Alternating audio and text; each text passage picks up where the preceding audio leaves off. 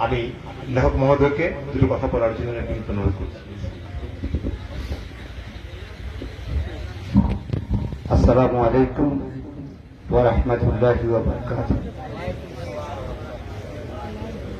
সম্মানিত প্রধান অতিথি বিচারপতি সৈয়দ মোহাম্মদ গুলাম দস্তগীর হোসেন সাহেব, শ্রম আপিল ট্রাইব্যুনাল বিশেষ অতিথি প্রিয় ডক্টর কাউসার মোস্তফা স্যার এবং উপস্থিত আরো যারা আছেন, বিভিন্ন হাভেলি থেকে বিভিন্ন পীর মাশায়েখগণ, বিভিন্ন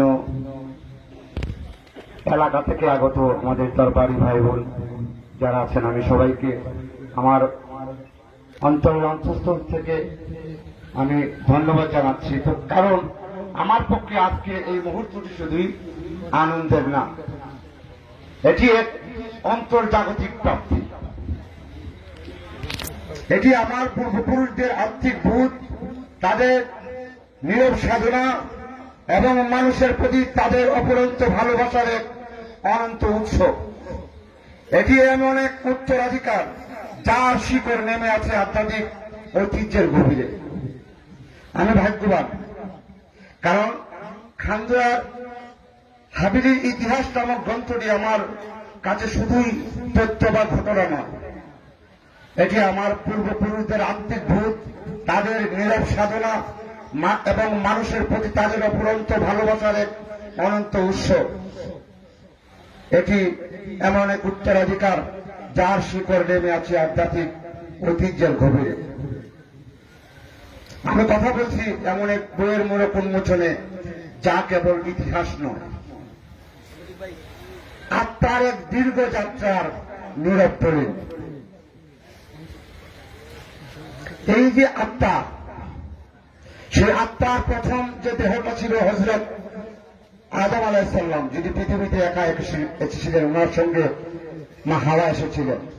সেই আত্মাটা দীর্ঘ থেকে দীর্ঘতর আস্তে আস্তে আস্তে আস্তে হযরত ইব্রাহিম আলাইহিস সালামের যাত্রা, তারপর হযরত মুহাম্মদ মুস্তাফা সাল্লাল্লাহু আলাইহি সাল্লাম, তারপর সেই আত্মার যাত্রা শুরু হয়েছে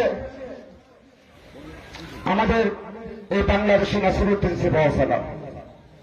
সেই নাসিরউদ্দিন সিপাহসালার বংশ বাংলার আনাচে কানাচে বিভিন্ন জায়গার মধ্যে আছেন, কিন্তু এখানে একজন এসেছিলেন, তিনি সৈয়দ সালেহ মোহাম্মদ। এক আত্মা, একটি দেহ, সেই দেহ থেকে সেই আত্মার বংশধর আমরা 380 জন। উনার বংশধরের মধ্যে যারা চলে গেছেন, আমি আমার হিসাব মতে 380 জন পেয়েছি। আমি এই বই লেখার মূল কারণটা হল আদম আলাইহিস সালাম এক ছিলেন, উনার লক্ষ্য, উনার বংশধর আজকে 750 কোটি। এর মধ্যে কোরআনের এক আয়াতের মধ্যে আছে, আল্লাহ এক জাতিকে, যে জাতি অন্যায় ভুল পথে চলে, সেই জাতিকে ধ্বংস করে আরেকটা নতুন জাতি তৈরি করেন। সেইভাবে দীর্ঘ যাত্রায় মুহাম্মদ সাল্লাল্লাহু আলাইহি ওয়াসাল্লাম আসছেন। আসার পর মুহাম্মদ সাল্লাল্লাহু আলাইহি ওয়াসাল্লাম থেকে যারা উত্তম পথে চলেছেন, উত্তম পথে যারা চলেছেন, তাদেরকে আবার আল্লাহ আরেকটা মর্যাদা স্থানে নিয়েছেন। সেই থেকে ধীরে ধীরে নাসিরউদ্দিন সিপাহসালার, আমার এই নাসিরউদ্দিন সিপাহসালার বংশধরের সৈয়দ নাসিরউদ্দিন সিপাহসালার বংশধরের সৈয়দ সালেহ মোহাম্মদ, উনি দুনিয়ার প্রতি এত নির্লোভ ছিলেন। ওনার কোনো সম্পদ ছিল না, ওনার আব্বা জমিদার ছিলেন, কিন্তু ওনাকে শুধু বালায়েতি দান করেছিলেন, জমিদারি দান করেন নাই। উনি আসছেন এখানে কারণ ওনার আব্বা কুতুবুল আউলিয়া এখানে এসে একবার 3 দিনের একটা চিল্লা করেছিলেন। তারপর ওনার ছেলেকে বলছিলেন এখানে আসার জন্য। তারপর প্রথম মানব সালেহ মোহাম্মদ সাহেব খানদুরায় আসছেন। যাই হোক, যে কথাটা বলতেছি, আমার ইচ্ছা ছিল আমি ঘরের মধ্যে বসে ওনার মতোই আমি তসবিহ করব, আর দুনিয়ার কোনো কাজকর্ম করব না।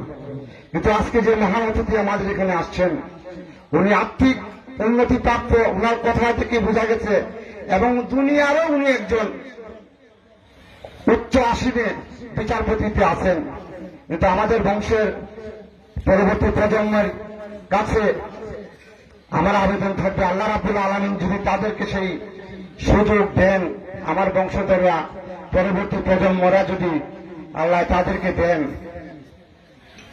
এবং আমি এই জন্য বলছি, ইতিহাস সাক্ষী দেয় ভালো মানুষগুলো যদি এই গদির মধ্যে না থাকে আর খারাপ মানুষগুলো যদি বিভিন্ন স্থানে পদের মধ্যে থাকে, তাহলে সমাজ নষ্ট হয়ে যায়, সমাজ ধ্বংস হয়ে যায়। তাই আর্থিক উন্নতিপ্রাপ্ত মানুষগুলো যদি তারা একটা আসনের মধ্যে, দুনিয়াবি কোনো শাসনের মধ্যে থাকে, তাহলে দেশ চলবে সুন্দরভাবে, শান্তিপূর্ণভাবে। আমি আজকে এই কথাটাই বলতে চাই। আমার বড় ভাই এটা সভাপতি, আমাকে ছোটবেলা থেকে লালন পালন করেছে। আর আজকে বই লেখার মূল উদ্দেশ্য যে আমি সার্থকতা পেয়েছি এবং আমি চেষ্টা করেছি, যার মাধ্যমে আমার মুর্শিদ ডাক্তার সৈয়দ হুমায়ুন বক এবং আমার মেজ ভাই যিনি ইটালিতে আছেন সৈয়দ মাহমুদ শাহীন, ওনারা ছোটবেলা থেকে লেখার অভ্যাস ছিল, সেই ধারাবাহিকতায় আমি চেষ্টা করছি। আজকে আমার লেখা আগে মহাকালে আনাপাক পাঞ্জাতন, চিস্তিয়ার কিস্তি, এবং আজকে এই যে বইটা লিখলাম খানজোড়ার ইতিহাস।